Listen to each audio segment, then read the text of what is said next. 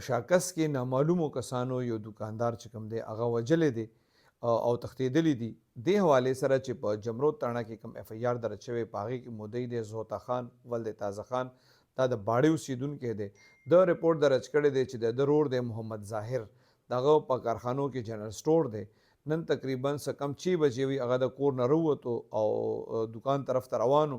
کله چې د شاکس کې زرګرانو کلي ته رسېدلی نو د دې دوران کې مسلح کسانو په دې ظاهر باندې ډزې کړي دي. دی زخمي و، بیا خلکو هسپتال ته بوتلو نو د ساه ورکړې ده.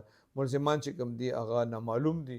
مدعي پولیس ته ویلي دي چېرې د دې چا سره داسې څه ذاتي دښمني یا تنازع نشته. د دغې نه پس د جمرود تاڼې پولیس چې کوم دي هغوی د نامعلومو کسانو خلاف اف ای آر درج کړی دی او د خیبر ډي پي او وقار خان چې کوم دی هغوی د دې واقعې نوټس هم اخیستی دی.